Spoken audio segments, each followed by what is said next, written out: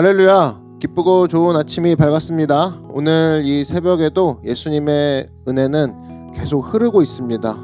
못 흘러갈 곳이 없습니다. 예수님의 은혜는 우리의 갈라진 틈, 우리의 허물어진 곳을 찾아 흘러서 그곳을 메꾸고 또 넘칠 때까지 부어주시는 은혜입니다. 그 은혜를 오늘 함께 누리는 모든 우리 성도 여러분 되기를 바랍니다. 제가 기도하겠습니다.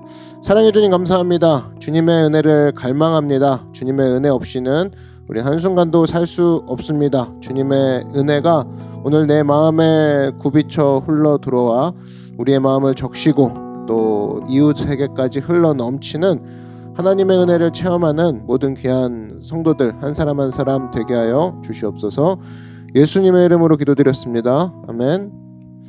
함께 하나님 말씀 보겠습니다. 출애굽기 38장 1절에서 8절 말씀 보겠습니다. 출애굽기 38장 1절에서 8절 말씀 제가 봉독하겠습니다. 그가 또 조각목으로 번제단을 만들었으니 길이는 5규빗이요 너비도 5규빗이라 네모가 반듯하고 높이는 3규빗이며 그 네 모퉁이 위에 그 뿔을 만들되 그 뿔을 제단과 연결하게 하고 제단을 노스로 쌌으며 제단의 모든 기구 곧 통과 부삽과 대야와 고기 갈고리와 불 옮기는 그릇을 다 노스로 만들고 제단을 위하여 놋그물을 만들어 제단 주위 가장자리 아래에 두되 제단 절반에 오르게 하고 그 놋그물 네 모퉁이에 채를 꿰 고리 넷을 부어 만들었으며 채를 조각목으로 만들어 놋으로 싸고 제단 양쪽 고리에 그 채를 꿰어 매게 하였으며 제단은 널판으로 속이 비게 만들었더라. 그가 놋으로 물두멍을 만들고 그 받침도 놋으로 하였으니 곧 회막문에서 수종드는 여인들의 거울로 만들었더라. 아멘. 네, 오늘은 예배할 때의 두 시선이라는 제목으로 하나님 말씀 증거하도록 하겠습니다. 모세에게 하나님께서 성막을 만들라고 했습니다. 그 성막 가운데에는 또 성막에 들어가는 기구도 포함되어 있습니다. 이 기구가 주는 의미, 오늘 그 의미를 한번 살펴보겠습니다. 이 번제단과 물두멍이 나옵니다. 번제단. 이 번제단이 의미하는 것은 예수님의 십자가를 의미합니다. 예수님의 십자가. 이것을 우리가 본받자라는 의미에서는 헌신의 의미도 될 수 있지만 사실은 번제단 자체에서 주는 것은 헌신이라는 의미, 그 이전에는 예수님의 십자가라는 의미가 있다라는 거예요. 우리가 이 번제단에서 하나님을 만나지 않습니까? 마찬가지로 번제단이신 그 예수님의 십자가에서 우리가 예수님을 만나고 하나님을 만날 때 회복이 된다라는 겁니다. 이 번제라는 뜻을 우리가 한번 살펴보면은 올라간다라는 뜻이 있습니다. 올라간다. 뭘 올리냐? 예수님의 말씀을 붙들고 또 십자가를 붙들면 우리 인생이 하나님께 올라가는, 하나님께 받쳐지는 구조이다라는 거예요. 반면에 예수님의 십자가를 떠나면 어떻게 되느냐? 인생이 올라가는 것이 아니라 내려가는 인생이 되는 거죠. 한없이 내려갑니다. 그래서 번제단 대신 예수님의 십자가, 그 십자가 앞에 나를 드릴 때 하나님을 만나게 되고 그 만남으로 인해 우리 인생은 올라가고, 또 그렇지 않은 경우에는 그 인생이 한없이 내려가게 된다. 결국 우리가 뜰 안에 이 번제단을 설치해 놓고 번제단에서 내가 너희를 만나겠다 하신 그 하나님이 뭐냐? 내가 예수님을 통해 너희를 만나겠다, 그 얘기거든요. 예수님을 통해 우리를 만나겠다 하신 그 하나님을 만나는 것, 그것만큼 중요한 것은 없다라는 겁니다. 여러분, 우리가 술 먹어보십시오. 술 마셔보십시오. 내려갑니다, 인생이. 도박해보십시오. 인생이 내려가요. 근데 예수님을 만나는 순간부터 우리 인생이 올라간다, 즉 회복된다, 살아 일어난다, 그 얘기라는 겁니다. 우리가 참 부족한 사람입니다. 언제나 그 연약한 모습을 갖고 있어요. 그게 사실은 이 성막으로 따지면 뜰 안에 있는 사람들입니다. 더 나아서가 아니죠. 우리가 은혜를 받는 것도 보면 사실은 내가 은혜를 받았다, 은혜를 내가 입었다, 이것이 내가 잘나서가 아닙니다. 그 순간에 하나님이 은혜를 주셨기 때문에 내가 단지 그 은혜를 입은 거거든요. 그때 조건이 뭐냐? 뜰 안에 서성일 게 아니라 뜰 안에 있는 번제단 앞으로 나아가서, 즉 예수님의 십자가 주변을 서성일 게 아니라 그 십자가 앞으로 나아가서 하나님을 만날 때 은혜를 입게 되는 거예요. 내가 잘나서가 아니라는 겁니다. 언제나 그 고백에는 나는 죄인입니다. 주여 나를 붙들어 주소서. 이게 바로 십자가를 붙잡는 자의 고백 아닙니까? 그 고백을 하는 자에게 은혜를 입혀 주시는 것이지, 뜰 주변을 서성이거나 뜰 주변을 청소하는 등 그 주변에 머무는, 그리고 자기의 행위를 들고 나가는 사람에게는 번제단 앞으로 나아가지 않고 십자가 앞으로 나아가지 않았기 때문에 어떤 은혜도 입을 수 없다라는 거예요. 또 오늘 여기 보니까 2절에 보니까 내 모퉁이 위에 그 뿔을 만들어야 되어 있습니다. 번제단 그러면 네 군데에 뿔이 있다 이 소리예요. 뿔의 의미가 또 있는데, 뿔을 케렌이라고 합니다. 케렌이라고 하는데, 이 뿔이 무슨 기능을 하느냐? 뿔을 붙잡는 자에게는 모든 죄가 용서가 되는 그런 기능이 있어요. 한마디로 다시 시작할 수 있는 힘, 어디서 나오는 것이냐? 번제단인 십자가에서 다시 시작할 수 있다는 거예요. 십자가에 그것을 잡는 사람만이 모든 죄가 용서 안 받고 다시 시작할 수 있는 힘이 있다. 그래서 번제단은 십자가를 의미한다라는 겁니다. 이 케렌이라는 단어가 사실은 뿔로도 해석이 되지만 영광이라는 뜻도 있어요. 영광. 그래서 이 출애굽기 34장 29절에 보면 이 모세 얘기가 나오는데, 여기 보면은 뿔과 영광이란 단어를 이렇게 라틴어 성경 같은 데 보면은 약간 혼돈해서 쓰는 경우가 나옵니다. 둘이 같은 그 단어처럼 쓰여지는 경우가 많았거든요. 보면은 모세가 그 증거의 두 판을 모세의 손에 들고 시내산에서 내려오니 그 산에서 내려올 때에 모세는 자기가 야훼와 말하였으므로 말미암아 얼굴 피부에 광채가 나나 깨닫지 못하였더라. 이 광채가 이제 제대로 번역된 거고, 라틴어 성경은 이걸 뿔로 번역을 해가지고 그 왜 미켈란젤로가 그린 그림 같은데 보면 모세가 언약궤를 들고 또 뿔도 이렇게 모세의 뿔이 있어요. 그러니까 사람들이 이해를 못하죠. 웬 뿔이야? 모세가 왜 뿔이 난 거야? 근데 이제 미켈란젤로는 이 라틴어 성경을 읽은 거죠. 뿔로 해석한 거예요. 광채를. 그러니까 한마디로 뭐냐? 뿔과 영광이 같은 의미다. 그러면 내 귀퉁이의 뿔은 내 귀퉁이의 영광을 얘기하는 거예요. 십자가를 붙잡은 자만이, 번제단 앞에 나아가는 자만이 하나님의 영광을 체험한다. 그 얘기죠. 이 두 번째 나의 삶의 기회가 주어졌다. 내가 이젠 다시 살 수 있다. 모든 죄가 용서받았다는 것은 다른 말로 나에게 영광이 임했다. 그 얘기입니다. 여러분 베드로 보십시오. 범죄하고 깨졌는데 예수님께서 다시 제자로서 사명의 기회를 주시죠. 모닥불 앞에서 주님을 배반했는데 또 모닥불 앞에서 주님의 사명의 기회를 다시 한번 받죠. 그 다음에 현장에서 가늠하다 잡힌 여인, 예수님께서 어떻게 하십니까? 기회를 주시죠. 다시 기회를 주신다.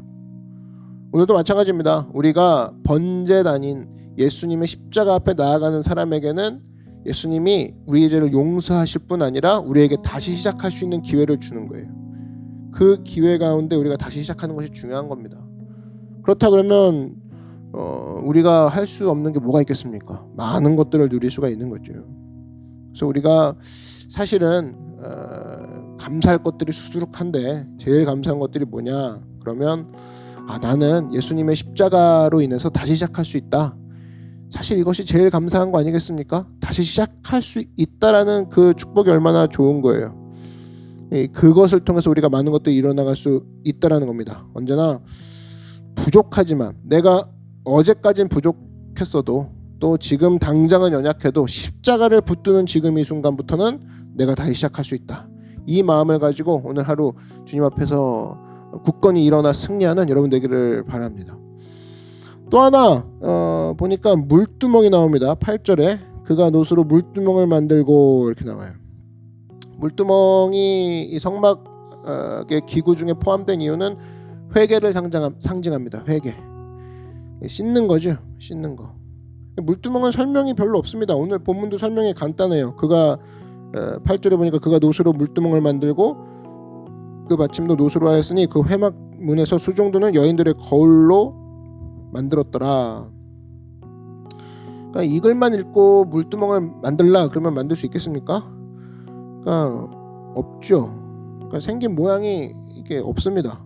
다른 건 좀 자세히 설명해 놨는데 물두멍만큼은 이상하게 좀 대충 설명해 놨어요. 받침이 뭐 이렇다, 밑을 이렇게 만들어라, 뭐 주변 규모는 이렇게 해라, 뭐 이런 얘기가 없고, 그러니까 물두멍은 사이즈도 없는 거죠.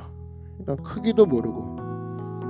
그러니까 이 성경을 딱 솔로몬 읽고 그 성전 지을 때 물두멍을 어떻게 만들었느냐, 뭐 까짓 거 설명 없는데 몇십 개나 만들자 그래가지고 노수로 12마리 소가 쭈그리고 있는 거, 동서남북에 각각 3마리씩 거기다 이제 그릇 대야 만들어가지고 이제 만들었죠.